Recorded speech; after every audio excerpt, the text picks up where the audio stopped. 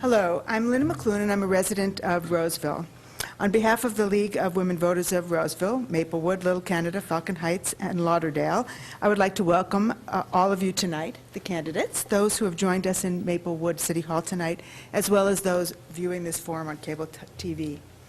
The League of Women Voters is a nonpartisan volunteer organization organized at the local, state, and national level to encourage citizens to participate in government. While we as a league do study and take stands on issues, we do not endorse or support political parties or candidates. The views expressed in this forum are those of the candidates, not those of the League of Women Voters, and the sponsorship of this forum is not an endorsement by the League of any candidate. All candidates who filed for mayor and city council and who will be on the ballot in November were invited to participate, and based on league rules, only candidates who filed with Ramsey County and will be printed on the ballots may participate. We encourage our members as individuals, as we encourage all of you, to get involved in your community and the political party of your choice. It is our purpose in sponsoring candidate forums such as this to provide you with an opportunity to hear candidates face-to-face, discuss issues that are important to you. There is never enough time to cover all of the issues in a limited time and setting such as this. And if your questions are not addressed, we encourage you to contact the candidates directly. I want to remind the candidates that this forum is being broadcast in its entirety, and it will be aired and rebroadcast in its entirety, and please check the cable company for additional airing times. The agenda tonight will be as follows. Earlier, we drew numbers for speaking order. Each candidate will be given 2 minutes for an opening statement. The candidates will be asked to respond to written questions, 2 minutes per response. Our timer will hold up a card indicating when your time for answering is drawing to a close and when you've run out of time. You may finish your sentence, of course, but then you must stop. I will enforce this rule to make sure we give the same amount of time to each of the candidates. We will rotate the response order based on the numbers drawn by the candidates previously, and we will end with closing statements, and these will be given in reverse order from the opening statements. Again, 2 minutes for each candidate. So with that, I'd like to introduce you to the candidates for Maplewood Mayor. They are Deanna Longry and Will Rosbach. I would also like to introduce you to the candidates for Maplewood City Council, and they are Rebecca Cave, Dave Hafner, Kathy Juniman, and James Lannis. I would like to remind you to direct your answers to the questions and not to answer with personal or hostile attacks. And the order of opening statements will be Diana, well, as you can see from them sitting, and so we will be starting with Diana Longry. And with that, Diana, if you begin. Okay. Very good. Thank you very much for holding this event. I always look forward to these types of events because it gives the candidates an opportunity to be able to communicate with not only the folks who attend, but those who are also watching on cablecast. Of course, I am Diana Longry. I'm the current mayor of Maplewood, and I'm asking to be re-elected. Now, of course, the election date is November 3rd, and I'm asking citizens to not be fooled by expensive, disparaging, or glitzy campaigns that really don't focus on the issues or on voting records. I do believe that citizens are very smart, and I believe that once they have the information that they need, that they can make good, balanced decisions. And that is why, when I first ran back in 2005, that one of the things that was very important to me was to open the doors of City Hall. Not only in helping to make citizens feel more welcome at council meetings to be able to address the council, but also to make the information that we have, the public information, more accessible, more easy to understand, and actually something that citizens can look to and say, now I understand what's going on. Now, of course, once you give more information to citizens, not only do they become more engaged, but they want to become part of the decision-making process. And I fully believe that our citizens should be part of the public policy decision-making process that we have here at City Hall. As a result, of course, we've had quite an increase in the number of task force, citizen-based initiatives, and a lot of discussion within the community. Now, that is a good thing from my point of view. Some folks see that as creating a lot of, well, we just can't quite get things done. But it really is not that. It's really discourse within the community where you're hearing many, many voices. And that, from my point of view, is as it should be. And so it's my hope to continue that, and also to preserve many of the things we like about Maplewood, our quality of life, and also to have it be an affordable place where seniors and those on fixed incomes can live here and remain here. Thank you. Thank you. Will Rossbach. Thank you. And I also want to thank the League of Women Voters for holding the forum tonight. It is a good way to get some information out to the voters. I would present to you that I'm the best choice to be the next mayor of Maplewood. And the reason that I believe so is just because of the time that I have spent and put into the city of Maplewood. I am celebrating, as of yesterday, the end of 20 years of serving the city. I had 14 years on the Maplewood Planning Commission, and my last 6 years has been as a council member. I've been very active in the community, in just various items out in society, the various events, the Historical Society, the Taste of Maplewood, that type of thing. But I also have a number of roles that I play on other groups and task forces that work to help the governance of Maplewood in the surrounding area. I am the past president of the Ramsey County League of Local Governments. I am a commissioner for the St. Paul Water Utilities. I am a member of the Rush Line Corridor Task Force, and I am a member of the Northeast Suburban Transit Commission. I also, during the course of this campaign, have been fortunate enough to have a lot of little campaigns combined in that process. And that are the groups that do endorsements for campaigns. And those groups tend to be fairly set from one campaign to the next. But I have now, as of yesterday, got endorsed by 7 of those groups. And they represent a lot of the people that live in Maplewood. And so I'm very proud of those, and you can visit those on my website, which is willformayor.com. I look forward to the debate tonight and the ability to answer the questions that you have. Thank you. Thank you very much. Next will be James Lanis. Good evening. Thank you, Linda. Thank you, League of Women Voters. My name is James Lanis. As we all know from watching over the years, Maplewood has faced a great deal of political and is facing economic turmoil. And I believe it is more important now than ever to elect leaders who work together, who build opportunities for residents to be included in the decision-making process, and who really focus on priorities and not personalities. I believe that we can together build a Maplewood that we can all be proud of, and putting the nonsense, quite frankly, behind us. I was raised just a few miles from here throughout my formative years in St. Paul. And I was raised in a loving home by a hard-working mother who worked long factory hours to afford us a quality of life that she did not have. I am running for city council because I believe the best way we honor that sacrifice by our parents is to continue the building of communities that my children and all of you can also be proud of. Although this election is not really about James Lanis, I believe I am the type of leader you want sitting in this chair. I was a high school teacher and administrator, and in my most recent job, I've had the great privilege of traveling 46 of our 50 states in this country.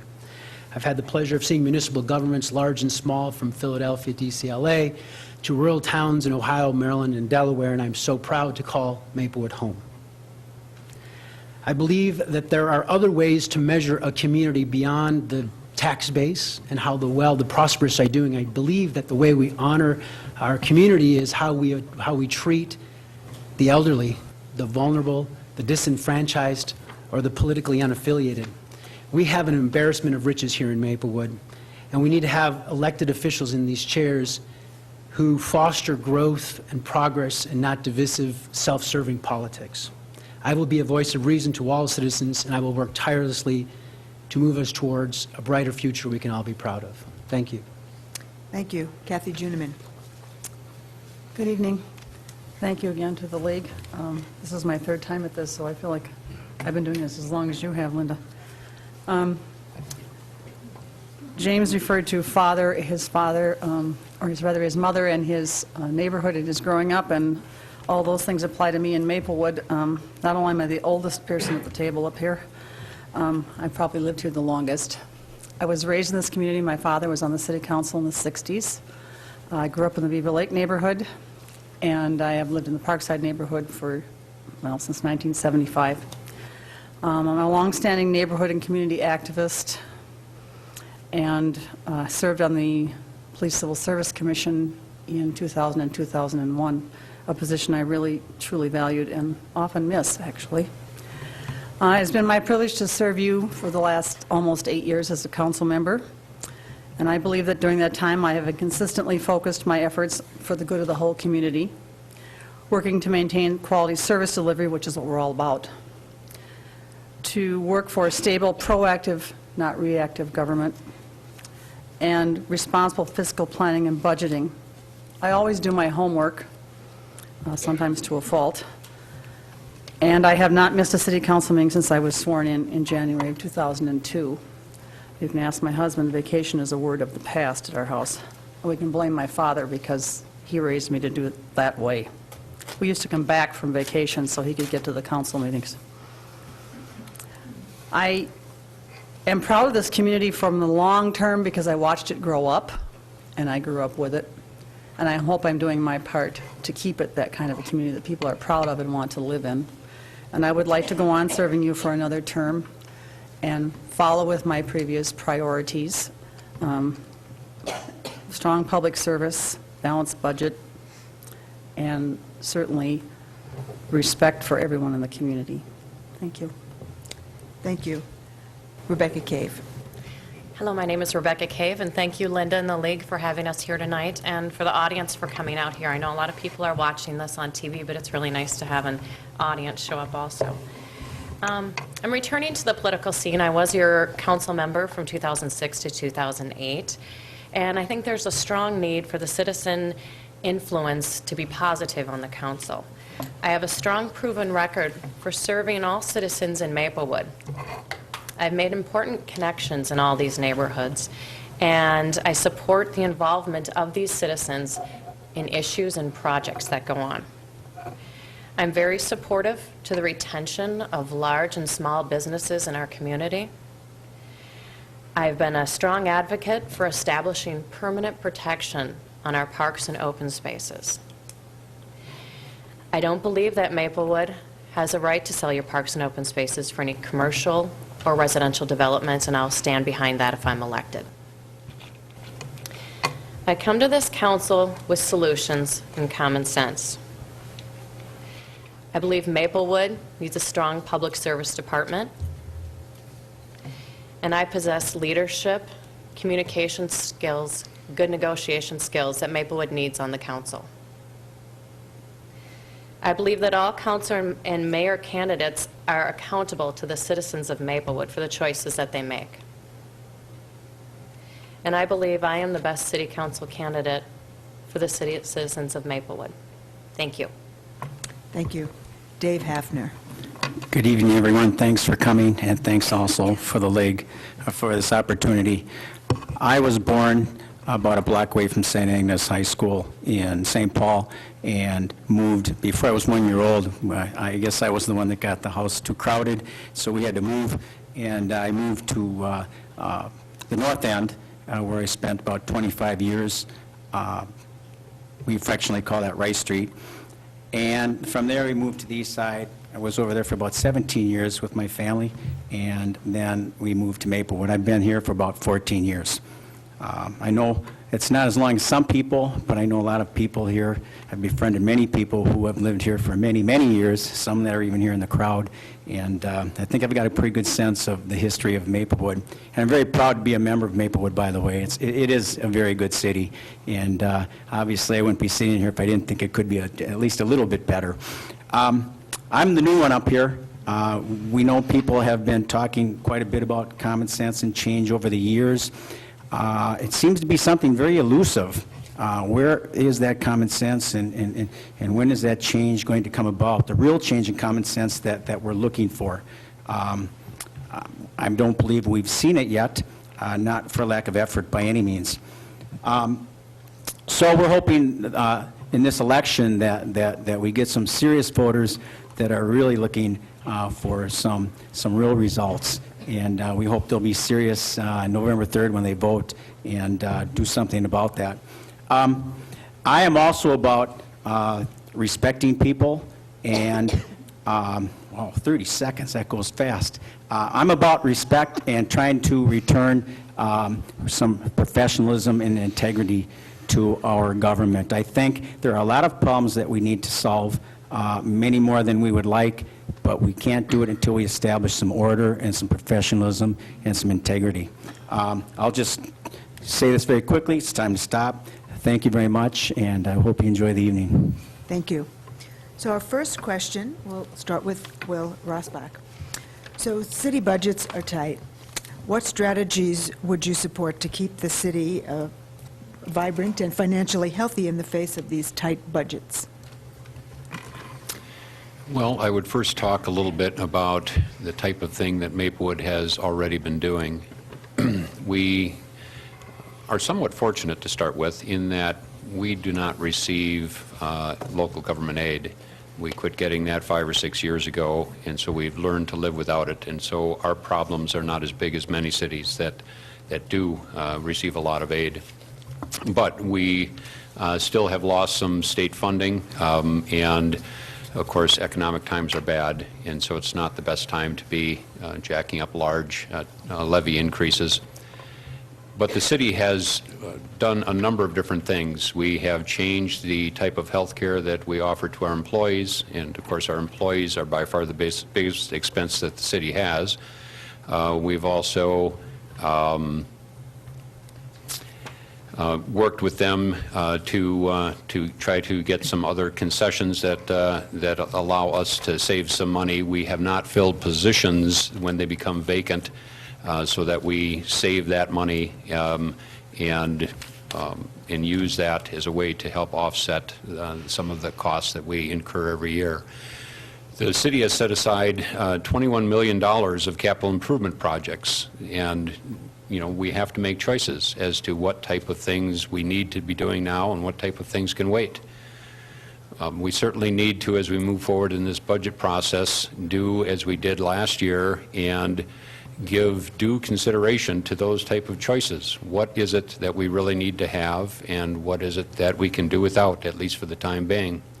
And so I have a very good record of voting having to do with our levy increases. In the last 3 years, my votes have only been for a little bit more than 2% increase in our levy over those 3 years. And so last year I went through on the last day and was able to reduce our budget by a significant amount, and I would plan on doing that again. Thank you. James Lanis. Thank you. Essentially what we are faced with is a response to the governor's choice to pass the tax burden from the state on to municipal governments. So as Maplewood is facing its proposed budget, there are some very qualified people who at the August 27th meeting presented ideas about where they thought our options were. And as you take a look at it, you can increase the tax levy, you can cut spending, or you can look for additional resources, revenue streams, right? And so what we're essentially faced with is taking a look at the lifestyle we are accustomed to and the quality of life in the community that we live in.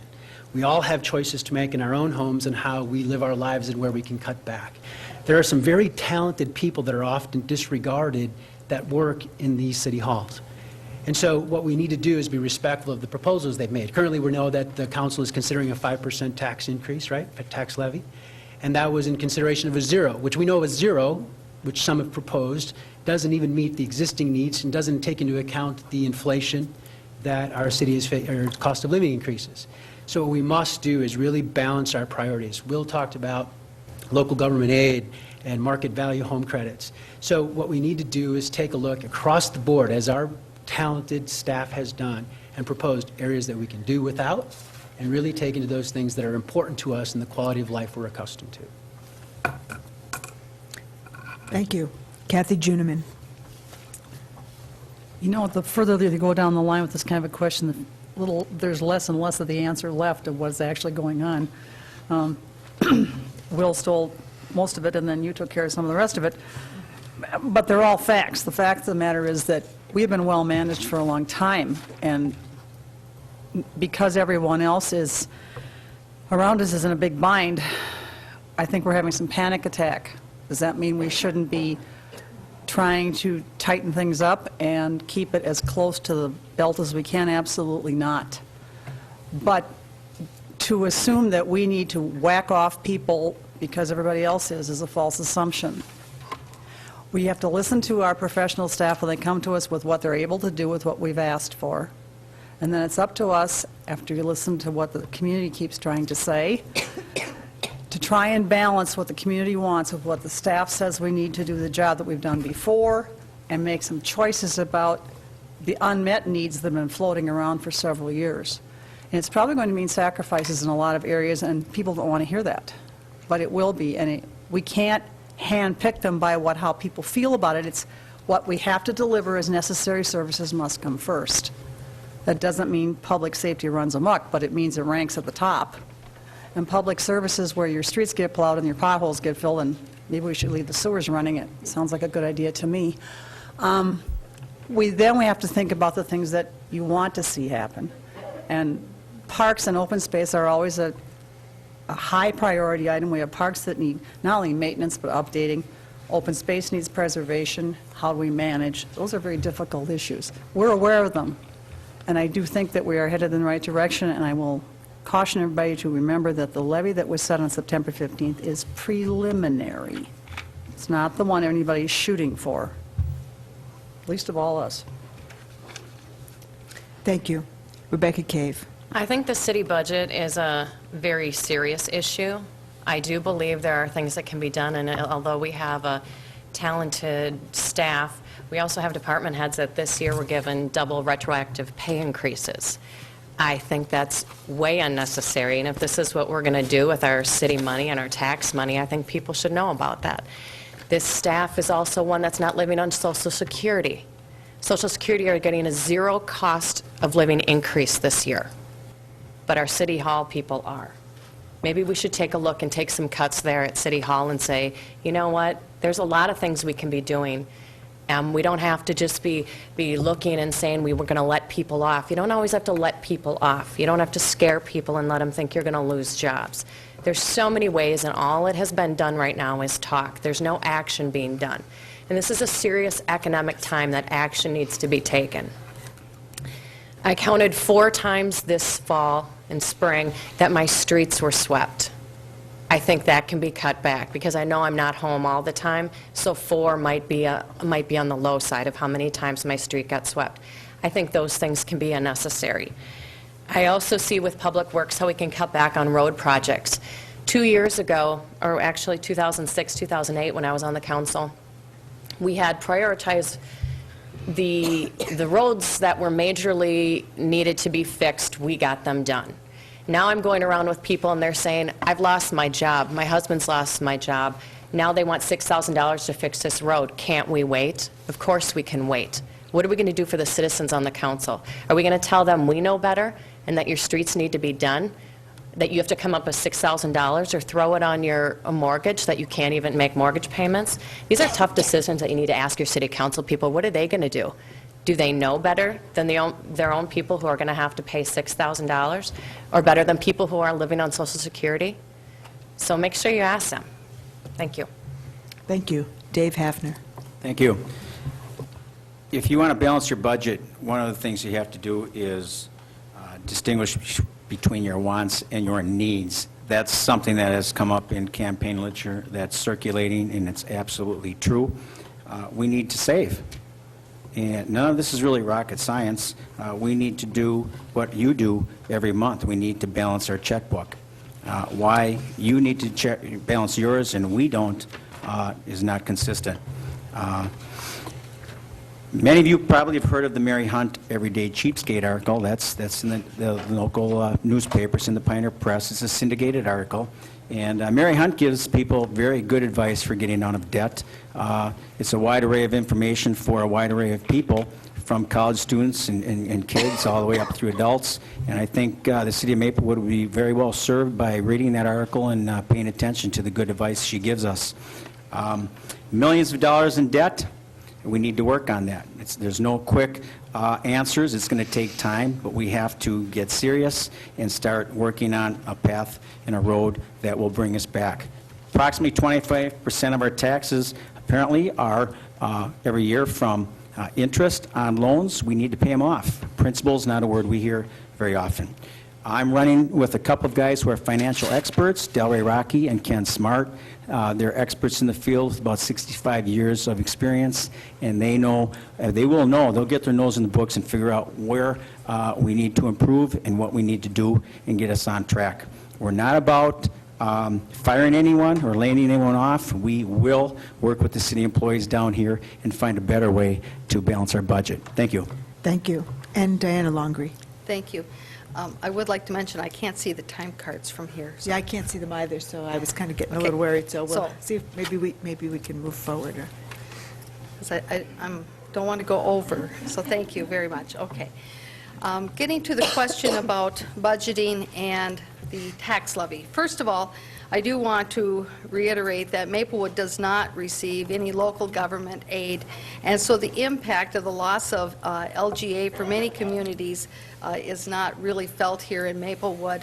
However, we do need to tighten our belt, and I believe that we can do so without impacting our essential services. And from my point of view, essential services are those things having to do with fire protection, police protection, sewers, streets, public utilities, and the preservation and maintenance of our parks, trails, athletic fields, and public open spaces. Now, I think we could find a lot of efficiencies in doing that. I do not think that it's fair to blame the state for budgetary issues because, quite frankly, it's all based upon the public policy set by the council and the public policy of how much tax levy, property tax levy, can the council stomach. And quite frankly, one of the things that we've heard is that the maximum property tax levy that was set by the council by a 3-2 vote, which I did not support, was 5%, and that is the maximum property tax levy. However, September, when that is set, that establishes the public policy by which the staff then takes direction to say, well, this is the basis of our budget, because you cannot wait until December to say, well, suddenly we want it to be 2%, because the staff has already established their budget, and seldom have I ever seen any significant changes from what is determined in September to December. I also think it's important to mention that I did not vote for the double retroactive pay raises. The council did freeze their COLA increase to show leadership to the staff, but the staff still wanted to retain their COLA increases, and the city manager went along with that. Thank you. Thank you. Our next question will start with James Lanis. What do you see as the proper role of citizen input in city governance? We have the best mechanism built into the role of citizens by simply your right to vote. And I believe that you will exercise that prudently in a few weeks. We also have an avenue here in Maplewood, which is our commissions. And our commissions provide input to the council, and I believe that is a great way for our citizens to become involved in the process. We do have commissions, unfortunately, that have vacant positions, and I think there's a number of reasons we can allude to that. What I don't think is the proper role for citizens is to have open mic night where we can attack council members and the mayor. I think that climate needs to change. I believe our citizens have a right to be heard. I think what they haven't been asked regularly is, what would you do? How would you solve this? What are your thoughts on the budget? What is your opinion about having a staff operating without contract for as long as they did, and then saying, well, we operated without a contract, now we have to pay you according to that agreement, and then having some people say that it's retroactive. When in fact, it's just honoring the agreement that they were given, right? So we need to have citizen input on the day-to-day pieces. One of the things that I would close with, and this is, I think, one of the things that we've talked about, when we have a climate that fosters the sort of sense of what we have witnessed over the years here. That needs to change. With the proper leadership, I think with the direction of the mayor, we can have somebody that can control the meetings. This is about running a business. Maplewood is a business, and we have to do so effectively and efficiently so we can provide services that the community is accustomed to and really needs. Thank you. Thank you. Kathy Juniman. Citizen input is always a nice buzzword for people to leap on if they think they haven't been heard. And I do think that we do have a number of avenues that are constantly open, and we need to encourage people to be aware of them and to make use of them. One of them is coming to the meetings and doing what we call resident or visitor presentations. But I agree with Mr. Lanis. That is the time when you would want people to come and voice their needs, an issue that they feels needs to be addressed, that they might need to get on the agenda. That's what that's for. Petitioning your government, at least when I was taught such a thing, is just that, asking your government for assistance, letting the government know what you need, not to come and see how many people you can shred on any given evening. There is always the access to council members via our home telephones, and people make use of mine, so I assume they're making use of other members' telephones. Our city manager, our new city manager, has a very free access through his open door policy. People have an issue, you want to come and talk to him about it, ask how to resolve it, ask if you can get on the agenda. He will listen to you. He's your city manager, he's not just our city manager, he's somebody we hired to be the CEO on a daily basis. I do believe that people can be, I was an activist for 22 years before I came up here. I know what you can do when you activate a group of people. And you have to have leadership within your activism, and you go to the right people. Sometimes it's the council, sometimes it's a commission, sometimes it's the city manager, and present what your issue is. We have had people approach council members and the Parks Commission about their parks in their neighborhoods to be heard. So then we go and have meetings. You have access. You need to make use of it. We're not here to pretend you're not here. This is kind of like when I taught. I said, you know, there'd be no point in being a teacher if there weren't any kids. Thank you. Well, there's no point in being a city if you don't have Thank you. citizens having access. Thank you. Rebecca Cave. I guess I have a completely opposite look on citizen input. When I served on the city council, I was very strong in moving visitor presentation to the beginning of the meeting instead of the end. It originally was at the end when you would sit there all night, probably till 12, 1 o'clock, and then after your issue was discussed and voted on, now you could get up and talk about it. Well, besides being ridiculous, we moved it to the beginning. Now, visitor presentations is given visitors 5 minutes to speak. While I was on the council before, people used to come up and rant and rave like they're talking now about coming up here and not agreeing with council, not agreeing with the mayor. You know what? That's part of your job as a council person to listen to the citizens. You're here twice a month. If this is where they can get a hold of you and they can't contact you for some reason or not through email, this is a place I would expect citizens to come and talk with me. So if you can't handle citizens coming up to the citizen and visitor presentation and voicing opinions, concern, dislikes, this is not a place for you to be a city council member.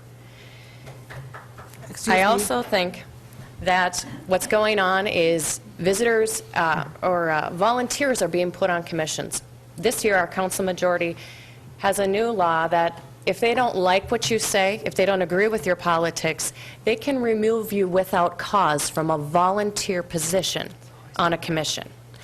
I find that totally absurd and wrong, and if I'm on this council, that's going to be the first thing I change. Because we are having citizens come from Maplewood, just like we're coming up here and volunteering your time and your effort to make changes in Maplewood, that everybody wants you to be on there. Everyone wants a citizen to jump on a commission. But then the new council majority says, if you say something we don't like, or if you have a different political view, we're just going to knock you off. What do you think of that? Excuse me, no applause, please.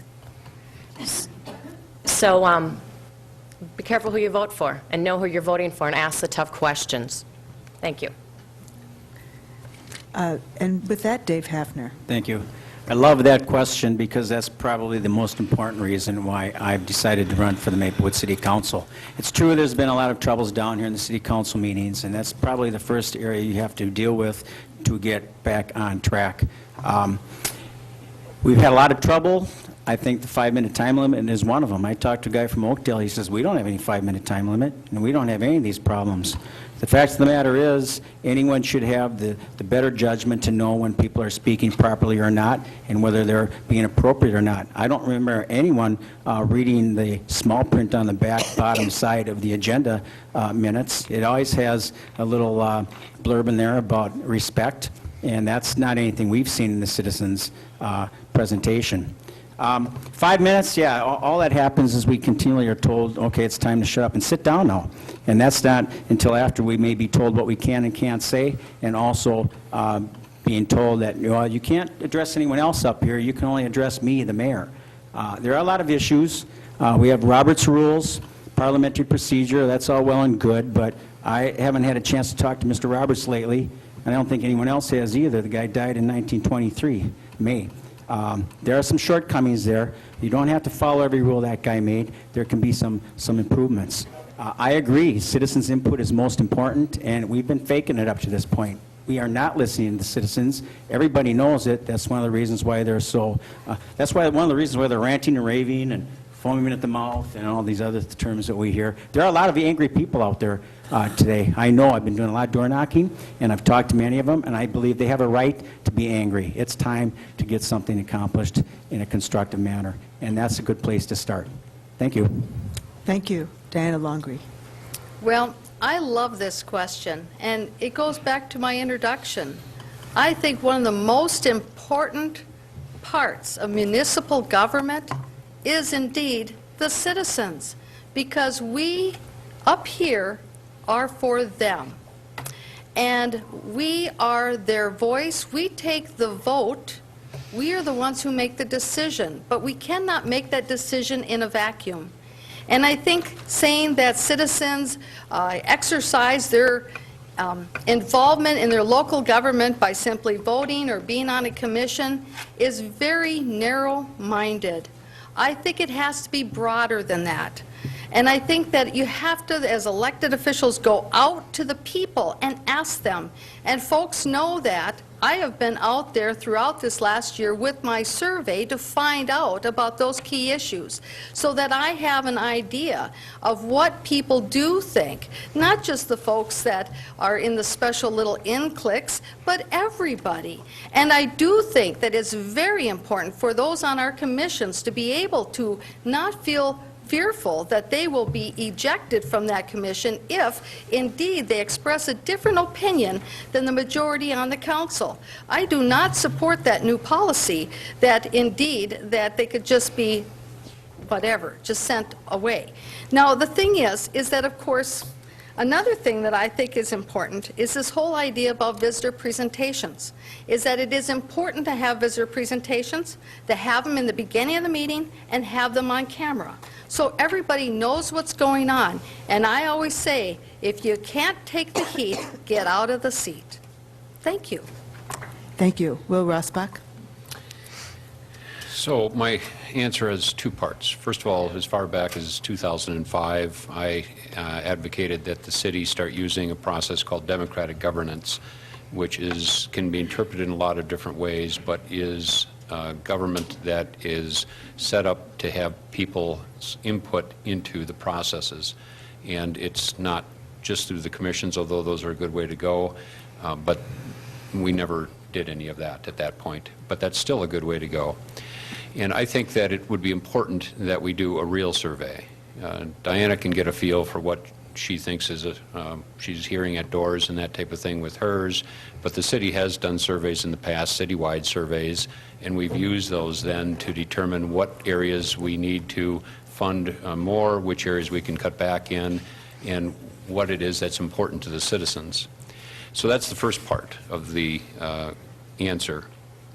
I've heard a couple people up here in their answers say that if you can't take being called names and have rocks and sticks thrown at you, you shouldn't be on the council in Maplewood. that is a bunch of hogwash. There is absolutely no reason that any elected official anywhere should feel that they should not be treated with respect and that everyone else in the room is treated with the same respect. We have a problem in Maplewood, and that problem is that there is a small group of people who have been empowered over the last 4 years who think that it's more important that we pay attention to them than the majority of the people in the city. And so if I become mayor, you better believe that we will have a meeting that is run efficiently and effectively and respectfully. Thank you. No applause, please, till the end. Thank you. So our next question, we'll start with Kathy Juniman. Garbage. Should Maplewood go with a single-pay trash hauler? Why or why not? You have no idea how funny it is that the garbage question comes to me first. Back in my activism days, I used to be called the trash lady of Maplewood because I was on the task force that first looked at this in 1987. It's not a new concept, it's just been shoved away. I've been hearing from people for the last 2 years, and again at the door, why do we have so many trash trucks on our streets? And I just always say the same thing, it's not my idea. I believe we should look at some kind of fashion of organized collection. You hear resistance from the trash haulers. I won't go into why, it's a long story. But in the cities that they've managed to establish organized collection and do it in a proper fashion, which doesn't include what North St. Paul did, locking your trash haulers in the basement and telling them to come out with a plan wasn't a real effective tool. There was a lot of burned garbage cans. We don't want to go there. But you negotiate with people to see what the common need is. Let's face it, we all need basically the same things picked up at one time or another from our end of our driveways. And we also have rules from the MPCA and places like that, things that don't belong in the trash. We're already regulated in the garbage area, if you will. And there is a way to not put people out of business, which is the biggest argument for not doing this. You can do what's called a consortium plan, where all the current haulers kind of open their books, and instead of having 600 houses all over the city, they get a zone. They save gas, we all save money. We need to do something, I agree with you. And there are a lot of studies out showing that road wear, the greatest share of it comes from all those heavy trucks. It's garbage trucks and school buses, and I don't think we can do much about emptying school buses, so I think we need to go to some kind of policing of trash truck traffic. I'm very open to it. Thank you. Rebecca Cave. I'm always open to ideas. I think one of the biggest things, the pros and cons with it, one of the biggest cons is taking away small business from small business owners. I know on my street, on Monday, there's at least 4 or 5 of them that go down the street, and some of them are small. Some of them are your big businesses that would probably try to, would be the ones that would, if we went to one, they would get the monopoly of the whole, the area. And I'm really not for that, but like I said, I would listen to different ideas. Different zoning ideas, like Kathy said, would be a possibility to look into. I just don't think one garbage hauler, I know North St. Paul does it, but they're also much smaller than we are. And it's just something that I would be willing to entertain the idea, but I'm not in favor of it as of right now. Thank you. Thank you. Dave Hafner. Thank you. I believe that competition is very important in this particular situation. I can give you a couple of examples. We tried to save money in my household by going to an every other week trash pickup. It worked very well. It was amazing how much we learned and how efficient we became at recycling. I think others would probably end up getting the same pressure put on them if they went to that system. However, if you do that, what you will find is that they will charge you almost the same price as they do for picking up every week. $3 less in the case of the company that I recently had. I changed actually less than a week and a half ago. There's another circumstance that I don't think would take place if there was competition. They used to charge us $25 if we had them come and pick up. If we had a week where we had a lot of garbage, we would call and they would pick up. But they always made it sound like it was a special trip. but it was no special trip. It was the same truck, the same guy in it, driving by, going right by the trash anyway. They wanted $25 for that. And that's the kind of thing you're going to be exposed to if you don't have competition. We saved a significant amount of money on that. We're talking about losing a lot of jobs if you do something like that at a time where jobs are hard to come by. That's one of our biggest challenges, to find jobs. You're not going to find jobs if you're in the mode of reducing the jobs that we already have. You're taking away people's life, their lifeblood. Capitalism, I say we should let it work the way it was intended in our democratic society. Thank you. Diana Longley. Thank you very much for this question. First of all, I know that this is an issue that has been and is being discussed by our Environmental and Natural Resources Commission. And so it was actually one of the questions that I had on my survey, because I knew it was an issue that would be coming before the council, and I wanted to understand what citizens in the various areas of Maplewood, what some of their opinions were. And I would say that the results of the survey was approaching 69 to 70% of those folks who had concerns about going to a single hauler trash collection. And some of the concerns that they expressed was that they wanted to ensure that there was competition. They wanted to ensure that the small businesses that are trash collectors are not put out of business. They wanted to ensure that they still had choice. Now, I think that this issue, because it is a very local issue, it's a very hot-button issue, I think it's important to work with our citizens more thoroughly to understand what and how we can best serve them. I have some ideas about this. Is that I know that there's concern about the impact on our streets. Well, I also hear from senior citizens that they don't use the trash collection as frequent as maybe families do. And so if we could figure out some way to do senior trash consolidation for those seniors in our community, that would be great. I think we could better coordinate those routes. I think that maybe looking at quadrants and zones, because of the way Maplewood is shaped, might be appropriate. And this idea of alternating week pickups may also be good. But until I really see more of the data, at this point, I guess I would be inclined to go the way that the majority of the citizens have indicated to me, that they want to retain their own choice in selecting their garbage hauler. Thank you. Thank you. Will Rossbach. Who knew that people love their garbage haulers? I can't figure it out myself. I never see the person. I'm not at home. My garbage is gone. I pay them money. There's been no city in the state of Minnesota that has successfully consolidated their trash hauling since 1991. That was the city of North St. Paul. They were the last ones to successfully do it. I went to a study segment at one of the seminars that I was going to from the League of Minnesota Cities, specifically having to do with some studies that were done in a town or a couple of different towns or cities that were considering consolidation. And so they said, if you are even going to talk about it, expect to have more people in your council chambers than you've ever had for any other issue ever, which, quite frankly, I don't understand. But that's just my personal view on it.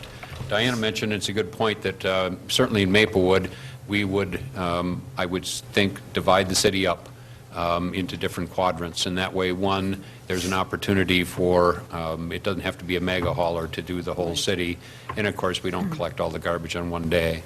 In other cities, smaller haulers have combined and put in a bid that they've all put in together, so they all continue to operate, but they're all just driving on one street at a time. The studies all show that our costs will go down. The hauler goes by one time and picks up everybody's house instead of going to every sixth or seventh house and picking up garbage there, and then driving, a couple blocks before they get to their next spot they're going to pick something up. So all of the evidence indicates that it would be a good thing to do, but I have no idea what I would do until after we talk about it. One garbage truck equals somewhere between 13,000 and 15,000 cars going by on that street. And so all the studies indicate that there's a lot of damage that's done. It's worth talking about. Thank you very much. And James Lannis. When we talk about issues like this, we often get mired in data and studies, and we forget that there are real people with real families and real faces behind each and one of these conversations. So when my campaign started in January and I was knocking on doors in the middle of that month, you talk to people and you say, look, I live at the end of a cul-de-sac and I have one home that has the one trash hauler. And we all have, what, I think 13 licensed trash haulers in the city of Maplewood. And I'm a proponent of fair business and capitalism and not squeezing out the little guy. That's not the conversation. The conversation is about the safety of the child who lives at the end of that cul-de-sac, who it's starting at 6:30 in the morning, those trucks go by, and in this particular neighborhood, this woman told me that there are 9 different haulers. So you talk about the impact, you talk about the environmental impact, the road impact, but frankly, it really matters about the impact that it has on families. Do we really care which hauler is in the conversation and which one we choose from? Should we have choice? Yes. But look, what we cannot do is do nothing in fear of voter backlash. And so when you talk to people and you say, gee, what are some of the issues that are important? I'll tell you right now, it's city council. I've talked to over 4,000 homes. So when you talk to them at city council, and the second one, coincidentally, is trash hauling. And it's crazy to think that we do nothing. So when the Environmental and Natural Resources Commission did the presentation, the gentleman came up, he said, the chances of you doing something are very, very small. You ought not shy away from the tough decisions because they're unpopular. You have to make the right decisions because they're good for the community. So I would welcome that opportunity to have that discussion and input from those people that are experts. And we need to take some personal ideas of what we think is good about capitalism and so on, and remember those people that live and are impacted in our communities. Thank you. The next question will start with Rebecca Cave, and I have quite a stack of these, so it's an issue of concern. So I'll just choose one of the wordings. What is your position on health insurance for council members? Health insurance for council members. I would have to say I don't find a place that council members should not be receiving health insurance. Our city is already paying up the nose for insurance for all the employees we have at the city, and every year I think it went up about 30% the last time I was on council. And do I feel that council members need it? Do they deserve it? Everybody deserves to have health care, but we don't all get it.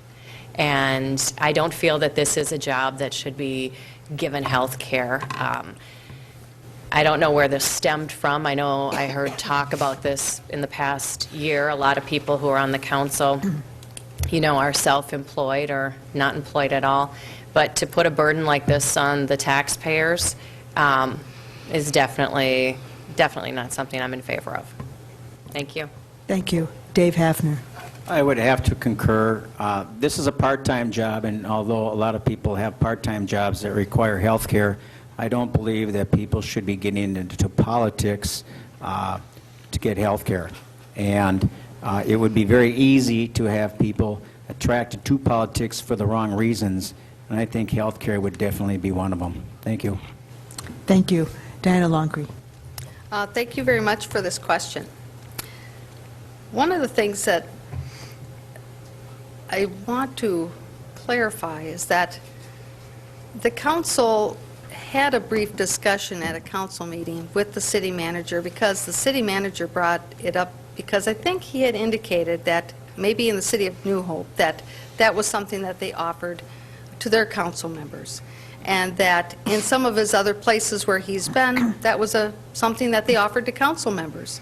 And I think that certainly that is where I think that this discussion in the council came from.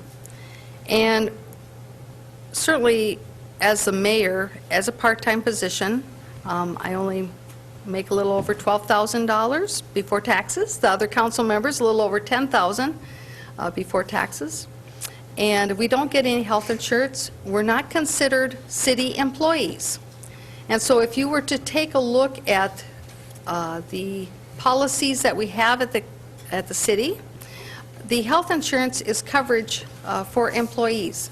And since it clearly says within the handbook that the council members are not employees, I don't think that there's really any basis to be able to claim that there can be medical insurance for them. Now, I do find it interesting, though, of course, as a side, that our staff, they do have good health insurance. And I would encourage the citizens to take a look at those policies and to understand the kind of medical insurance that we do give to our staff. Thank you. Thank you. Will Rossbach. There would be no reason for the council to have health coverage from the city. I don't know where that ever came from or why it came up. I would talk a little bit more about the changes that were made in the employees' health and coverage for the year. We did go to a high deductible insurance policy, which greatly reduced the costs. Rebecca had mentioned that in the past that it was not uncommon to see some 30% increases, and that's true. But our health insurance went down this year. And along with the other items that the employees were willing to do some negotiating on, and for example, just odd concept to me because I work in construction, we've never had this, but they actually have to use their time off. It's a plan that 3M is using, but you can, save your time off, or you could in the past, but now they actually have to use it, and that saves the city a lot of money. And so there's been some comments about the employees and the cost of them, and as I've said myself, they are the major cost to the city. But with the work that was done last year, the cost for the employees for the city of Maplewood will be less next year than it was this year. And so, there are a number of things that the city has done, that the council has done, in order to make it so that we're being as efficient as we can be. But the council insurance deal, I have no idea. Thank you. James Lannis. Yeah, I think I wouldn't want to guess as to why that question surfaced, but I would simply say that I don't think any of us up here woke up one morning and said, boy, we'd love to have our name trashed in the community because we want to get health insurance. I don't think one of us decided that we would wake up one morning and say we're going to spend several of our own personal hours for the rate of pay that Diana mentioned. So to think that someone would feel entitlement to health insurance when so many of you are struggling with your health care premiums, and as a nation we have no hotter button that we're addressing, would be irresponsible. So I don't know where the question specifically came from, but I will tell you this, that we have a right and a responsibility to our city employees, and we have a right and responsibility to our citizens. Our employees have a negotiated contract, which many of them are up for review. And when those times come and we have to make that cost of living adjustment, in this case, last year, for example, Social Security, she mentioned, had a 6% increase, right? Well, this year there's scheduled to be a 0% increase, right? And that's based on inflation and cost of living. So it's those sorts of conversations that we have to look at all of our city employees as we talk about contracts and bargaining units. So this particular question, I would agree with the majority in that, healthcare coverage for city council employees or city council members is probably not appropriate. Thank you. And Kathy Juniman. Talk about a non-issue shoved to the surface to make it an issue. This has got to be the gold one for the year. It did come, I think, from somebody asking Mr. Antonin, another manager, as I understood it, because there were a couple of areas in the Twin Cities that were actually looking at offering prorated health care to their council members. And so he just brought it up, and we all went, what? I mean, we were just like, I don't think so. So to keep perpetuating it, whoever's doing it needs a new hobby. No, we're not interested in it. We didn't ask for it. It never even crossed my mind. I mean, first of all, when you have a job that makes $10,000 a year, why would you ask for health insurance? I mean, really, get real.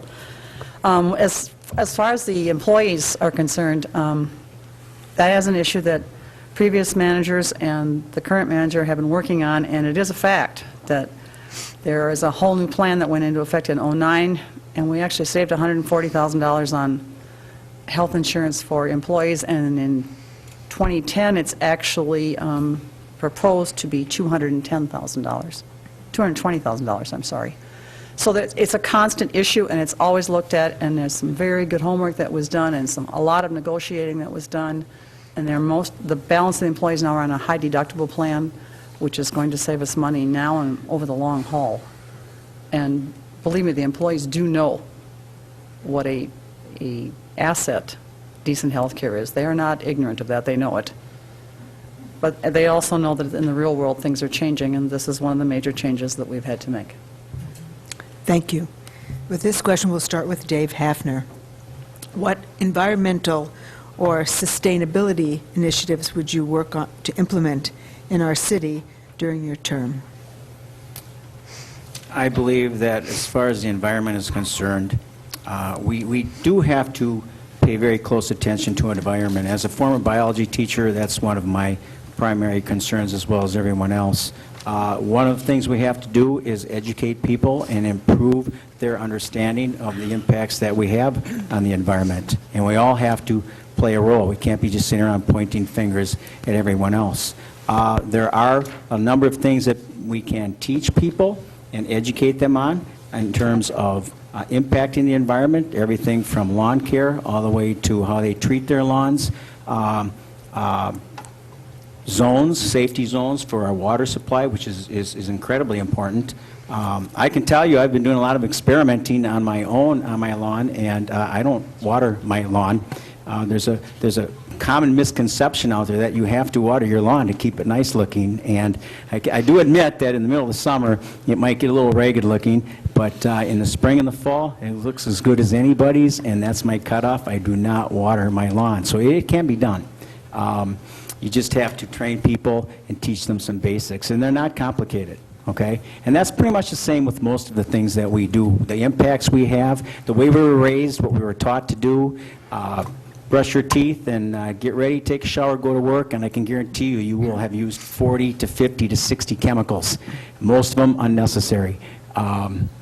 We waste all kinds of chemicals. Where I work, they actually have chemicals packets. They're very expensive, and they just throw them in the toilets and flush them down the toilet every day. It sounds crazy. Why do we do that? I don't know. Someone says it kills germs.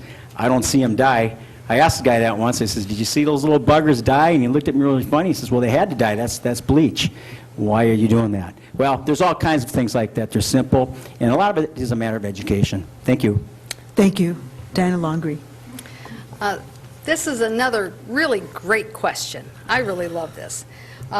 Certainly, I think that people who have watched the council meetings over the last few years know that there's been a number of things, first of all, that I have done up to this point.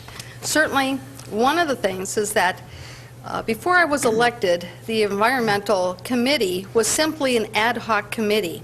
And I felt that there was really a permanent need to have this standing ad hoc committee be a permanent commission. And so I brought it forward to the city manager at the time to have it up for council discussion, to establish the Environmental and Natural Resources Commission and to establish it in our ordinances as a standing commission, because I felt that the time had come not to have an ad hoc committee, but to have a commission.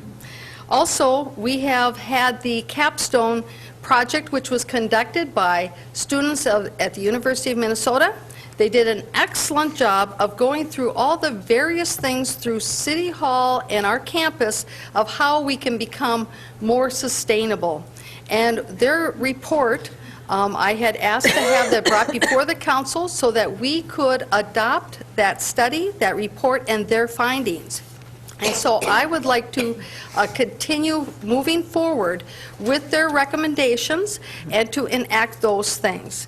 I also think it's important to work with our impaired water bodies that we have in Maplewood and to address those concerns. I think it's important that we put permanent preservation efforts on our neighborhood preserves, which were purchased with taxpayer dollars. And I also, lastly, think it's important to initiate water conservation initiatives for both our homeowners and our commercial business owners. And our Nature Center has a model that can be used for that. Thank you. Thank you. Will Rossbach. We should probably talk a little bit about all the things that Maplewood has already done environmentally. Maplewood is a very green city, and at least for a period of time, we had some national recognition. I wouldn't go so far as to say we invented rainwater gardens, but we were one of the first cities in the country to start using different ways of collecting the runoff from our roads, which didn't involve putting pipes in the ground and just taking it all off to a holding pond somewhere. And so certainly rainwater gardens are something that Maplewood is well known for.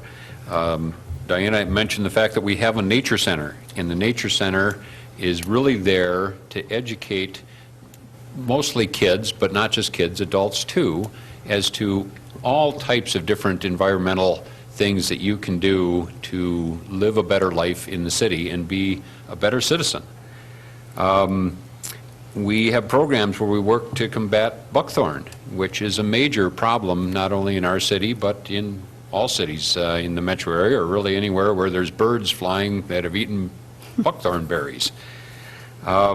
We've been replanting our open spaces to be native natural vegetation, which is important because it sustains itself. It's not just because we want to say that this is something that grew here back when the original settlers were here, or when they, even before they were here, but there's a reason that we want to have it, because it doesn't take us maintaining it.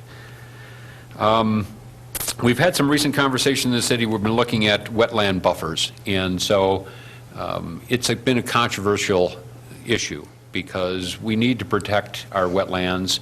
As it was brought up by somebody who was speaking before me, we have impaired water bodies, and those water bodies are fed by the wetlands, and so we need to do something there. But we can't just say the people who live around lakes are responsible for the water quality. This is a city-wide issue, and we need to do some real work to make it so everyone is involved in helping to improve that water quality. Thank you. James Lanas. This is an example of how interwoven issues are in already discussed topics. In other words, you can't say we have to operate under a tighter budget, and we have to live within our means and not fill unfulfilled vacancies. For example, in the Parks Board. If you look at our budget, one of the things that's always on the chopping block is our Parks and Rec. And you talk about the two people that are currently responsible for mowing and mowing and maintaining our parks, and how overworked they are, and how much more attention needs to be given, how much more funding needs to be given. And so when you talk about this, they're interwoven with other issues, certainly. But remember, Maplewood doesn't live within a bubble, right? We have an impact on our neighbors. Stormwater treatment, sewer maintenance, those are items that are seen by the Met Council and state and city governments and agencies, and we need to work with them to create a plan. So does Maplewood want to be a green city? I don't think anybody would say, no, we don't want to. I think we have to say we need to figure out what impact that has on all of the other things that we've talked about already. You can't say, I want to be a green city, but I won't listen to anything that has to do with trash hauling because it impacts our environment. Just to see what I guess I'm trying to articulate is, the council is charged with a number of complex issues, and they can't be viewed within vacuums. They are interwoven, and the complexities of those require good, sound, reasoned, and informed leadership. And so we all believe that we could do better in creating sustainability, right? At what cost, and what does that mean, and what benefits does that have? Those are the questions that we continuously have to ask. Thank you. Kathy Juniman. We do have a lot of things already going on, as Mr. Rosbeck pointed out, and we have been environmentally interested and concerned city for a long time. It's just that in the last few years, it's come to the rest of the world, so all of a sudden being green is some kind of a gimmick. It's not a gimmick here, it's a priority. We established the Environmental and Natural Resources Committee back in 2003 with the intent of, at some point, having an environmental department in the city, and we hope it will still come to fruition someday, where there'll be a blend of parks and environmental together, because there are so many, as Jim just pointed out, so many places where they interact. And the intent was that everything we do will be impacted by it. It should be, because we impact the environment every time we step out of our doors or turn on a faucet or flush a toilet or put something we shouldn't be putting down the drain. And so it's a complex issue that has to do with educating people. It has to do with having an Environmental Natural Resources Commission where they focus on those issues and bring them to us with advice on how to handle the larger issues. But they are interwoven.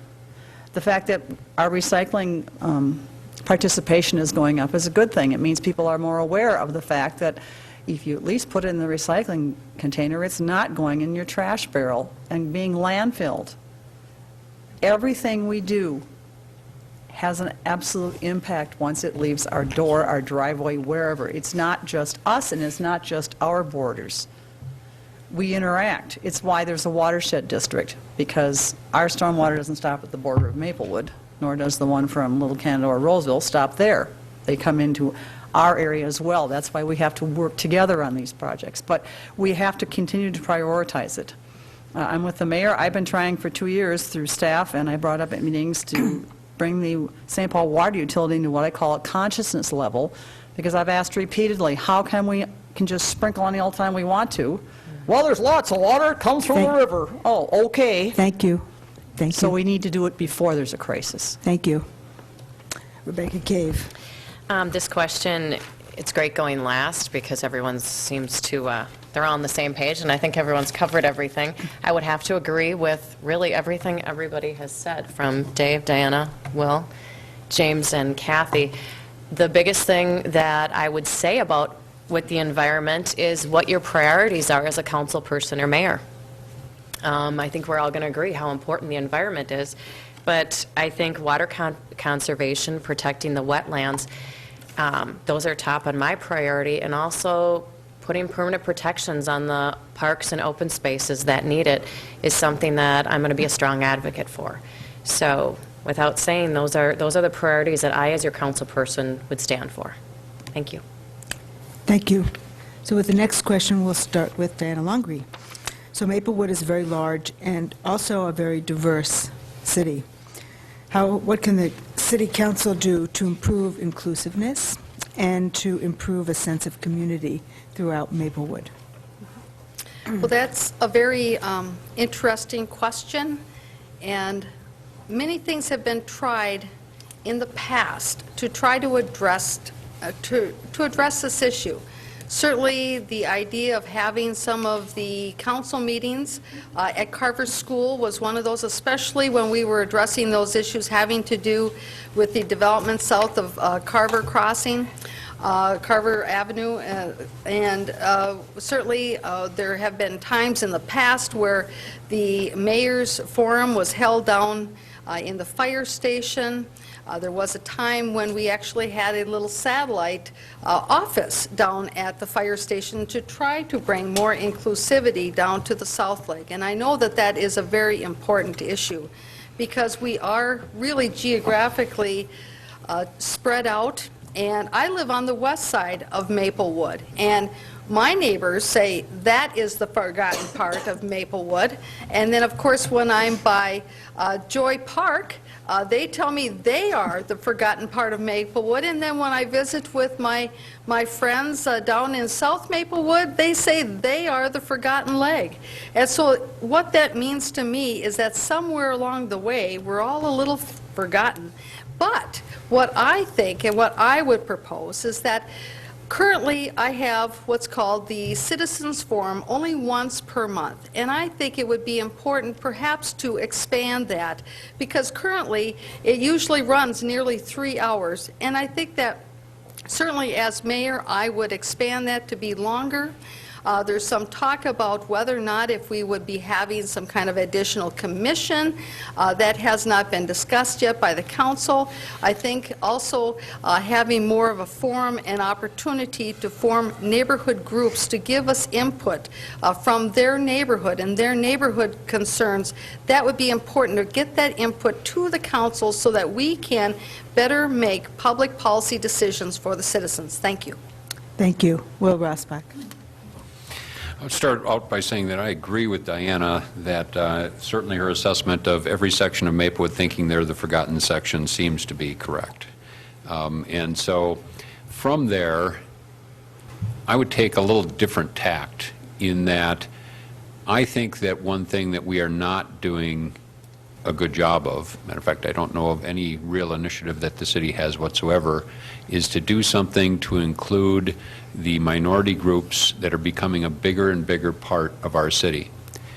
We certainly have a large Hmong population, we have a large Hispanic population, and we have many other cultures that are represented also.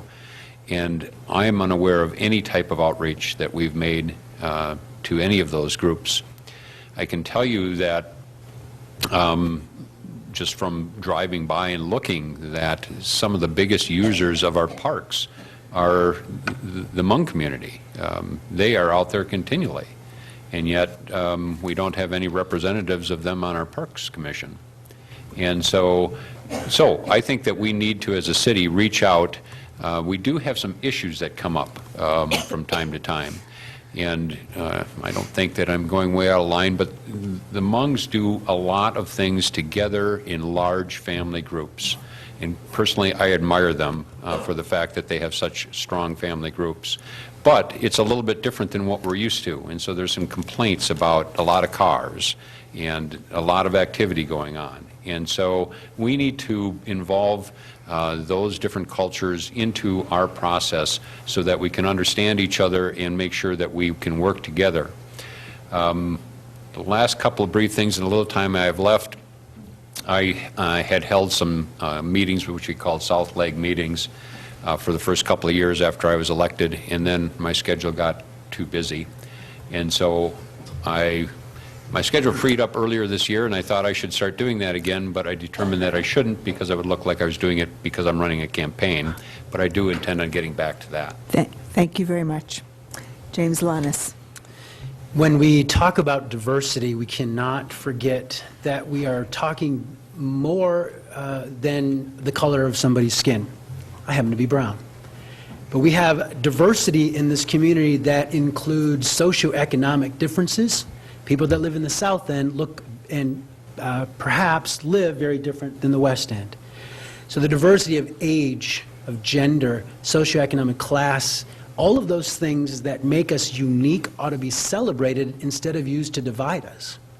So those things that we talk about, we must talk about the elderly, we must talk about the poor, and we must talk about ways to really be truly inclusive. We all have those relatives and friends' houses that we're invited to and that we really don't like to go to, but because when we do, we have to sit in the other room and nobody really talks to us, but we have to go. That is the climate that the many residents feel exists. So when you can say we want to be inclusive and invite opinions and we want to talk about diversity, we don't have to talk just about the color of someone's skin. We have to talk about their religion, their backgrounds, where they grew up, what their family's makeup looks like. So I'm passionate about this idea, and that's why I proposed that we reinstate the Human Relations Commission. I came before the council asking that that be brought back onto the table. I've called Mr. Antonin and Mrs. Guilfoyle repeatedly and asked that that resurface. And as a sitting city council member, I will make sure that that becomes a top priority to make people feel included, to make people feel that they are truly a part of this community, not solely because they're Hmong or Latino, but because they're valued as people, and we should respect diversity of ideas as much as the difference of color of skin. Thank you. Kathy Juniman. Here's where being an old lady with some history might pay off. Part of the problem with this community in addressing the diversity issue is some of us have a hard time looking at us as more diverse than we used to be. Because if you're here long enough and you remember, it was all pretty much the same kind of people initially. People who moved out from, most of them from the city, or had relatives who had lived in the country and moved out to the suburbs. And we were, I'm ashamed to say, pretty much all the same color. It was just that the Irishmen fought with the Swedes and the Swedes fought with the French guys and all that stuff. It was just a different type of diversity. And so we've had to evolve, and it's coming slowly, but I think we are. And the turnover of housing stock has helped with some of that. So we have actually neighborhoods of people that are changing and getting to know their neighbors. But it's an evolution thing. To just say we are going to be united now, because we say so, doesn't work. Talking about it and starting to get things where we involve people a piece at a time is how it will happen. And it's beginning to happen, but you have to interest people and you have to meet them where they are. One of the ideas that I've been bouncing around with one of our commissioners is there are some schools in the area and churches who are doing after-school homework places for kids to come. What a great idea if we could get involved a little bit through the city to help with offering people an option to go volunteer so that you get to know the people that are now living in your community. But it's an evolutionary process, and it is starting to happen. We need to be more aware so we make it keep happening. But I don't think we have our heads in the sand. It's just come to us very slowly. And it means that there's a whole set of needs that we are finally starting to see are there. But they were there back in the 60s when we were all, well, when I was young, and they were met. And I think when we can meet them again, we just have to make our awareness start to come into action. Thank you. Rebecca Cave. I do think the city, when I served on it, on the council, it is very diverse. It's got a very large demographic area, and it's very challenging. But as a city council person, you need to get out there. You need to get out when there's neighborhood issues. We had neighborhood issues with streets. What did we do? We had a lot of people who didn't want streets done, didn't want their sidewalks done, didn't want curbs, wanted curbs. So what did we do? We said, you know what, we're going to go to your neighborhood. Instead of having you come here to the city council, we're going to go to your neighborhood. We're going to have a meeting in your neighborhood, and you can discuss what's going on, and we can see what you want. We don't live on your street. Well, some people did at one time. I think the mayor did. But, we can't make all these calls for you, and if you have issues, we need to hear it. So we went to the neighborhood. We went to the fire stations. We talked with them. We had Public Works come out, lay out plans. I mean, it was amazing how much I learned about Public Works and roads and things that valued.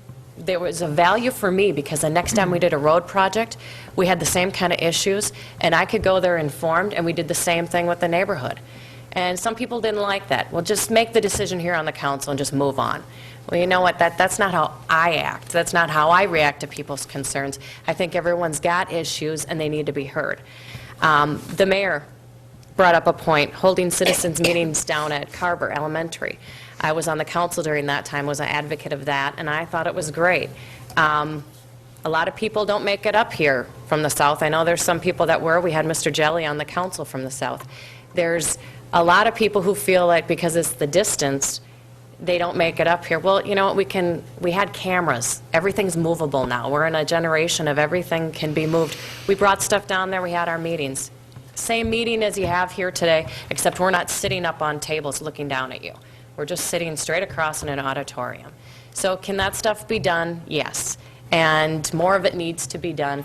And I think diversity with our city, we do work on it. I don't think we need to scare people, about diversity. It's already being done. Thank you. Thank you. Dave Hafner. Could you repeat that question? Maplewood is a very large community, and it's also very diverse. What can the council do to improve inclusiveness and to improve a sense of community in Maplewood? Okay, thank you. Yeah, it is a big challenge in this city, primarily because of the geography of the city. Out campaigning, it was amazing how much time and how much gas was spent going from one end of the city to the next. That's a problem. How do you solve that? Well, it's pretty tough to rezone the city. There are people that have suggested that. There are some people that want to cut it in half. Who knows what the future holds? They're talking about combining all kinds of services with various cities. But when it comes to splitting the city, I don't know. I don't think that's the solution. I agree with everything everybody said up here. It's a challenge because of the distance, but dealing with increasing community events, trying to get away from the zones and this separation. We always hear about North St. Paul or North Maplewood and Southern Maplewood. It seems like there's only two zones in this city. We don't hear much about the East. We don't hear much about the West. So inclusiveness is a concern. And if we can get away from just that middle zone, it almost seems like there's a civil war to some degree. And we need to get away from that. We need to quit referring to north and south and unify the city by including everybody and unify the city. We've already had a civil war. We don't need another one. So we do need to bring people together. Community events, great ideas, committees, ad hoc commissions, you name it, they're all great ideas. That's a real tough question, and it's going to be a challenge in this city. I'm open to ideas, and I'm open to suggestions. Thank you. Outside, so we'll start with Will Rossbach. Outside of budget concerns, so not counting budget concerns, what do you see as the biggest challenge facing Maplewood in the next 4 years? I'll let Jim go first. That's good. I don't know that it's difficult to pick out what the biggest challenge is going to be. The immediate challenge in my mind is to, as I mentioned a little bit earlier, do some work to improve the meetings that the City Council has, to set a new tone in the city so that people who do come to the meetings know that they're going to be treated with the respect that they deserve, and will expect the same from them. And so certainly that's the most immediate thing. And you know, it's, as Jim had mentioned when he's out door knocking, it's the top thing that people talk about. And so that's what's on the forefront of people's minds.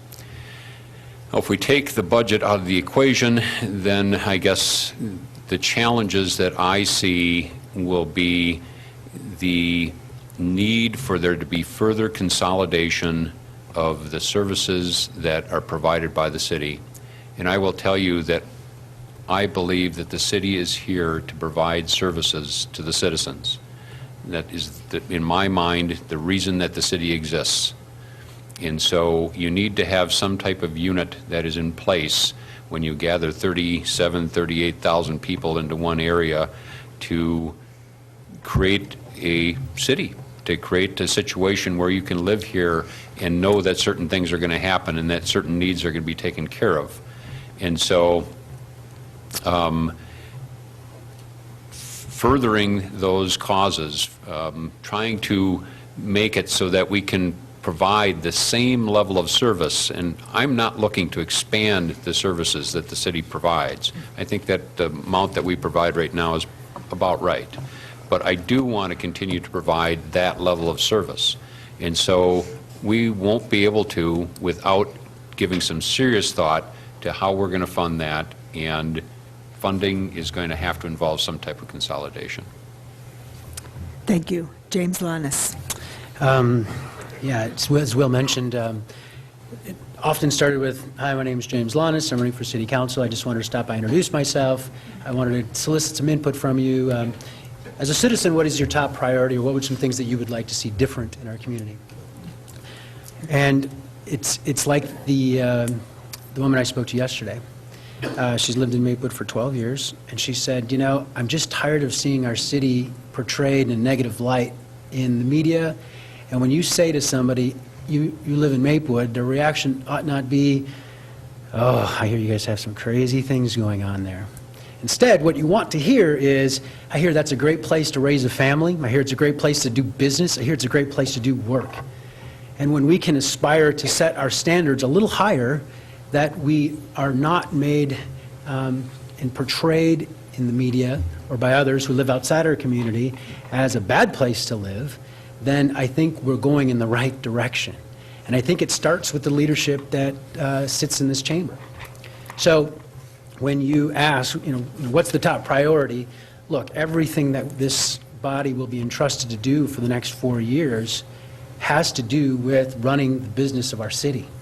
And if we can't control our own house, how is it that we're expecting our neighbors to pitch in and be a part of the solution when we constantly tell them that we are going to fight and that we're not going to agree?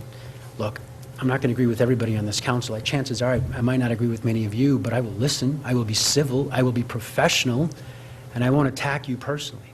So if we can set that as the minimum expectation of professionalism as the way we run our business, then I think we're certainly going in the right direction. Thank you. Thank you. Kathy Juniman. Taking the budget out of it is a clever way to put that, but we all know that's not really possible. But pretending that we can do that, delivery of services is why we exist. I agree with Mr. Rosbeck. There is no reason for any unit of government without providing something, and we're one of the low people on the totem pole. It's as low as you can get. We can't pass it off on anyone like the state, and even the county has a tendency to do that, and say, you do it. Well, by the way, you're not going to have any money to do it with. You find your own money. So we're on the bottom of the food chain. But that's also an opportunity because it means we're where it happens. So we have to find out what people need and want. Now, we're charged with essential services, health, safety, and welfare. It says it in every manual about the local government. So you have to believe that you have to do that. So those services must be delivered. And I agree that we need to try and keep them where they are. I don't think we need to expand them either at this point. I think we do a very good job of service delivery overall. The next thing that comes, though, from people always, after garbage lately, is parks and open space. People just think parks are part of their quality of life and it's part of their right to have it. And I agree, but then the budget's going to come back and haunt us. But it's there. So that is our big challenge, is to keep the basic services going and attend to the next level, which is, in most cases, you hear from people that they want their parks where they want them, and they want them usable and accessible and maintained. And the management of open space is an issue for us right now because we must manage what we protected. Because otherwise, Buckthorn will be the plant of the week everywhere. We have to manage them, and that takes dollars as well. To me, the real challenge is people up here realizing that chaos and division don't accomplish anything. Thank you. Rebecca Cave. Okay, thank you. Good question. Taking the budget out of the challenges for the next 4 years, I was sitting there thinking, I'm glad I didn't get it first. Well, you did a good job. But I would look at things like solutions like the community center. What's community center going to be like in 4 years? Are we be spending more tax dollars on that, or are we going to come up with some solutions how to make it self-sustaining? Business retention would be another one. Our small businesses that seem to be going out, our houses that are being foreclosed on in our city, what are we going to do to help people? What about these low-income loans that everybody, other cities talk about? I know my parents live in Oakdale, and they get this newsletter and talk about informative for the citizens. Something we need to start doing, making our citizens more informed with a newsletter that they get monthly. Providing cross-training. I know when I was on the council, one of the things with the Parks Commission was that we were providing cross-training between Public Works and Parks. Now, how more efficient can you become when you provide cross-training?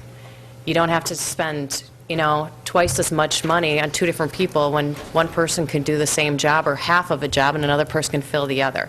So there are creative solutions that aren't really they're not mine. I didn't come up with them, but they've been out there forever, and they're things we need to look at.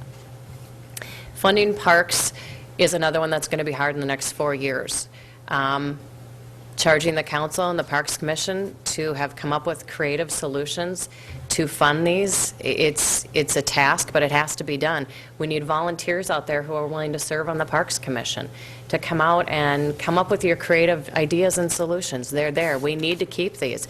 And we're not going to keep raising tax dollars because we don't have PAC fees anymore. Thank you. Thank you. Dave Hafner. I mentioned earlier that I think returning respect and professionalism and integrity to our government is a key, and it's the first place to start, so I agree with some of the others up here who have mentioned that already. But we also need to fix our government. It's kind of a strange situation we have down here right now. We always hear that we have a Class B city, and I think probably you feel the same way I do. I'm kind of getting sick of hearing that we have a Class B city. It kind of suggests that maybe Class B cities are not the best governments around. We know that there are not many left in Minnesota. and they all seem to be well noted for having their fair share of problems, and they seem to be very similar to ours. So maybe there are some other options available to us. I think there are many, and I think we should start discussing them. One option would be to go to a charter city. Another option might be very simple, split our city up into zones and make a ward system. If you really want someone to represent you, it's nice to have someone that lives within a few miles of you, someone you see, go to church with, see them in the grocery store line, someone that you know is a neighbor and will represent you simply because of the fact that they live close to you and have the same concerns.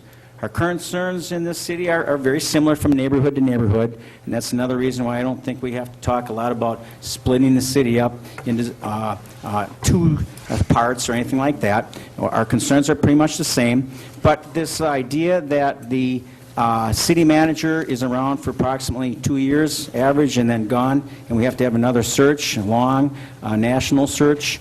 They're expensive, they're time-consuming, it's a waste of taxpayers' money. I think we can eliminate that situation if we don't have to get a new city manager every time we have a power change. I think that could be eliminated by simply having the city council have a little bit more control and oversee what's going on down here. They have very little right now. So there are a lot of options.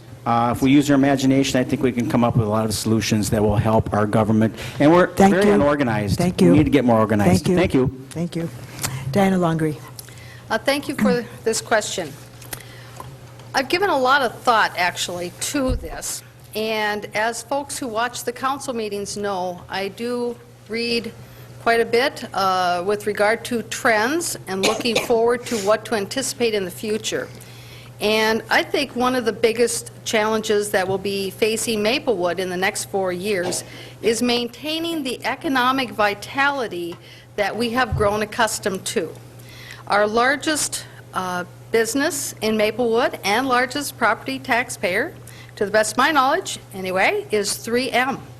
And I think that we have to be sure that we don't have a sole reliance upon 3M as being in Maplewood forever. You can never tell in today's economy or the world market what is ever going to happen with any one business.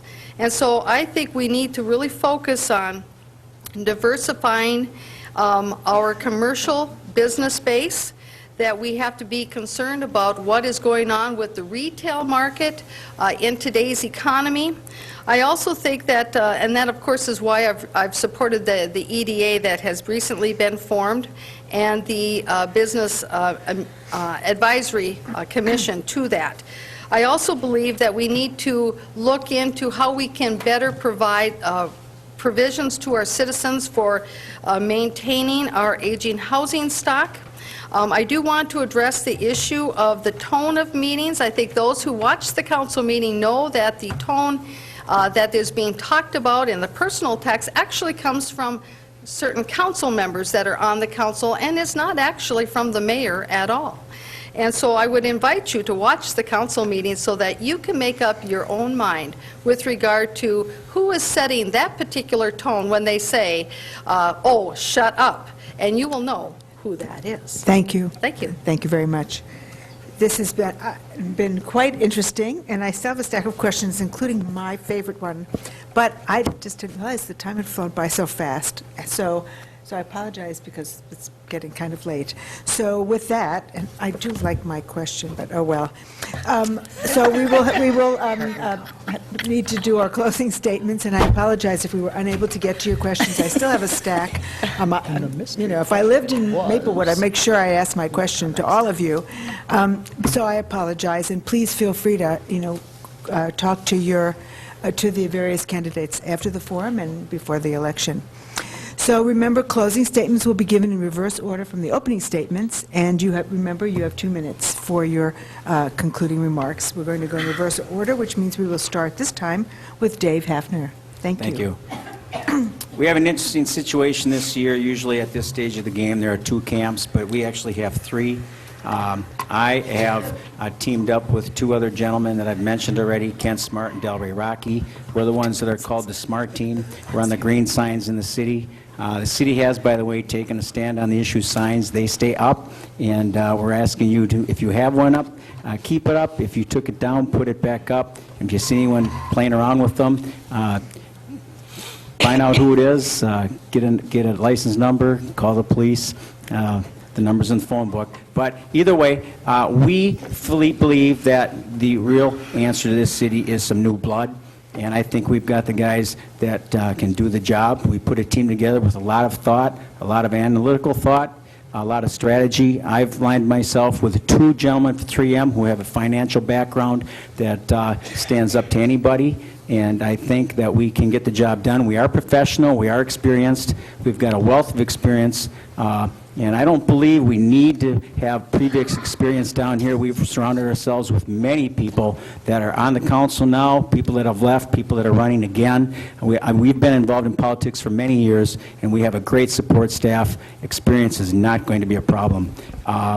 We're doing a write-in campaign, and we say write-in, I spell it R-I-G-H-T, to correct the wrongs that were done against us. We had someone come down and disparage us the night before the primary, and we didn't get a chance to rebut it. It's a time issue that hurt us. Delray Rocky lost by 43 votes. He worked harder than anybody, I can guarantee you. So write their names in. All you have to do is put Smart for mayor, Rocky for the extra council seat, and I'm already on the ballot, so just mark me in with the black marker. You don't have to use first names, no middle names. I would suggest you print, make it very legible, use your best handwriting, and let's change Maplewood seriously and get on track. Thank you. Thank you. Rebecca Cave. Once again, my name's Rebecca Cave, and I am on the ballot. You can vote for me for your city council. I'm glad to be up here running again. I'm going to run through a few things that I've talked before. I want to thank Linda and the League of Minnesota Women Voters for having us up here. It's great to see all the candidates up here and their views. I know a lot of views weren't always expressed up here, and if you have any questions afterwards, please feel free to call me or stop and see me after. I've got a strong record. I've been on the council before for getting things done. I've got a very strong leadership skills, negotiation, and working with people. That also goes to show you with all the neighborhoods I've worked with, all the individual neighborhoods and the people I've worked with. I've got strong connections there, and that's just going to help in the future. For respect on the council, I've been nothing but respectful when I was on the council, and as a citizen, I'm the same way. I don't have any issues with that personally, and I would hope that everybody takes pride in themselves and just as a check at the door that that's what they come to this council for. I'm very concerned that we have openness in government and it stays that way. That was one of the big things when I started on the council, that we had all the commissions and the meetings videotaped so people could see them at home, because not everyone's able to come to these meetings like you guys are tonight. So that's a really big challenge that I think is, I'm afraid that that's something that could possibly be going out the door if the right people aren't elected. And I'm also want to make sure that small businesses and large businesses like 3M do stay in Maplewood. It's a big concern of mine. We see a lot of small businesses that are going out, like I said, and it's something that the council needs to work on. And I'd like to thank everyone tonight for coming, and I hope you get out November 3rd and grab your neighbors, grab your friends and family, and get out and vote. Thank you. Thank you. Kathy Juniman.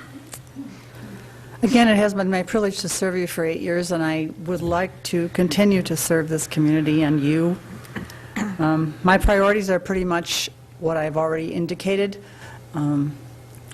Strong public safety services and all public services to be maintained at their current levels.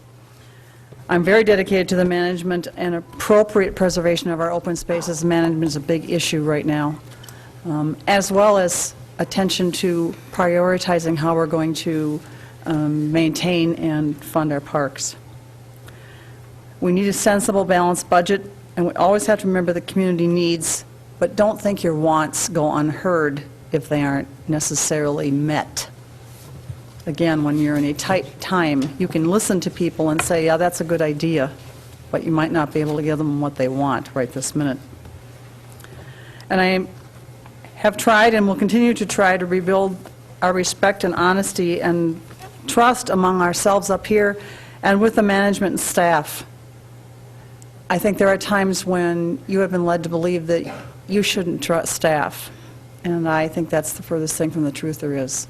We have a very wonderful staff who come every day just to make sure that your life is going to be the way you want it. 5 people can't run this place. If it was left to us, don't even want to think about what your service delivery would look like. We have people who have been dedicated to it and know what they're doing and do it well. And lastly, I want to close with my dad's quote because I think it's the thing that got me here to begin with. At a meeting one night when a man was screaming at him about a road project, some things never change. He very calmly said to the man, "City council is not a position of power, it's a position of service." I believe I've tried to live that, and I would like to try and continue to do it, and I'll do my best for you. Thanks. Thank you. James Lannis. Thank you, and thank you for having this opportunity for us to certainly reach out. Many of the candidates and sitting city council members you are aware of, either by name or by their service to the community, and it's with great humility that I put myself out there.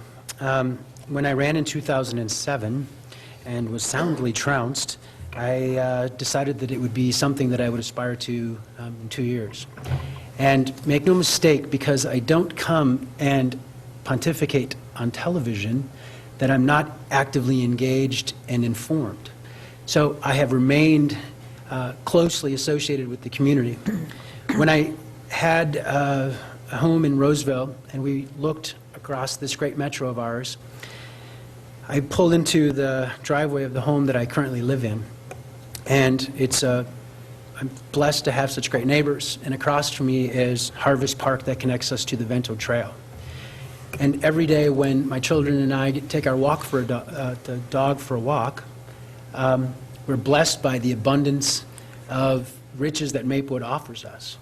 So when I say to you that it's with great humility that I would be considered to serve as a city council member, I mean that genuinely, because I do believe that we have a responsibility to create a community that's only improving for our children.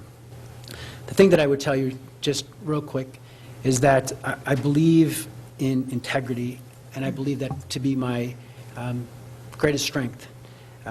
I believe that there is a person in me that believes that a personal agenda always takes back seat to community service.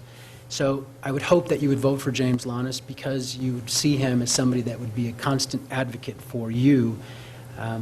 And I would just consider a complete honor and privilege that you would vote for me. So thank you for the opportunity again. Thank you. Will Rossbach. A plug for my website, it's willformayor.com.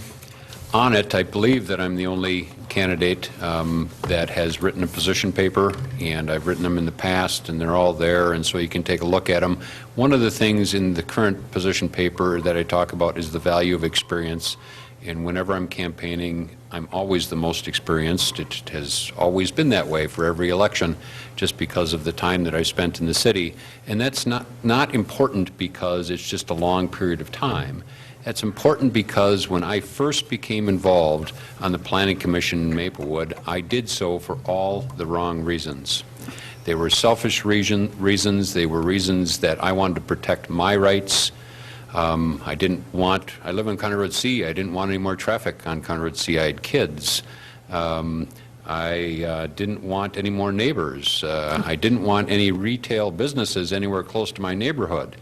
They were all the wrong reasons. The only way that I became aware that the reasons that I was making decisions was wrong was by listening to the citizens of Maplewood and finding out what the common good for the city is. And so I have had that 20 years, and I believe that my views represent the core of the people in Maplewood, and that's why I would be a good mayor. If you include primaries, this will be my 8th election where we actually have people go and vote. In the 7 in the past, I have won 6 of those. I've been the top vote getter in every single one of those efforts. The only time that I have not succeeded is when 4 years ago I ran for mayor. And so I ask you to give me the honor of you putting your faith in me so that I can finish up my council duties in the appropriate position. Thank you. Thank you. And Diana Longley. Thank you very much for this opportunity this evening. First of all, on November 3rd, I am asking for your vote to re-elect me as the mayor of Maplewood. I am proud of my voting record, and I encourage you to look at it, and I also ask you to look at the voting record of my esteemed opponent. My focus has always been and remains preserving our quality of life here in Maplewood as an affordable place to live, and I've been very involved with increasing and wanting to promote the public policy of transparency and accountability in City Hall. Now, of course, one of the things I do want to indicate is that you've heard this evening talk about more inclusivity. During the discussions of our comprehensive plan, I was the one who brought to the council my ideas of how we could incorporate more of the senior comments and input into the comprehensive plan. How we could have more ethnic representation on some of our task force, and also talking about how can we include other people within our planning process for a comprehensive plan. I think it's also important to note that one of the things that has come up is this talk about consolidation of services. And I do want to go on record that in the past, of course, we did consolidate the services of parks, maintenance, and public works. There was a lot of hoot and hollering about that. But I will tell you that if consolidation means the closing of any of our fire stations, I will not vote for that. And I think citizens, by watching the council meetings, looking at my record, they know very clearly where I stand, and that I am about preserving the character of our neighborhoods, preserving our neighborhood preserves for future generations, for maintaining our quality of life. Thank you very much. Thank you. Thank you all. I would like to remind you that the views expressed in this forum are those of the candidates and not those of the League of Women Voters, and sponsorship of this forum is not an endorsement of the League by any candidate, excuse me. This forum will be repeated on your cable television station, so please check your cable channel for additional times. I would like to again thank the candidates and the live and television audience. On behalf of the League of Women Voters, I would like to acknowledge and thank these candidates who are serving their community by their willingness to participate in the democratic process and run for public office. I would also like to thank them for their participation in this candidate forum, which of course we couldn't do without you. Information about these candidates and others running in the general election is available on the League of Women Voters website at lwvmn.org/election2009. And in closing, I would like to remind each of you that the election is Tuesday, November 3rd. So take a friend and a neighbor and a family member and vote. So with that, thank you and good night.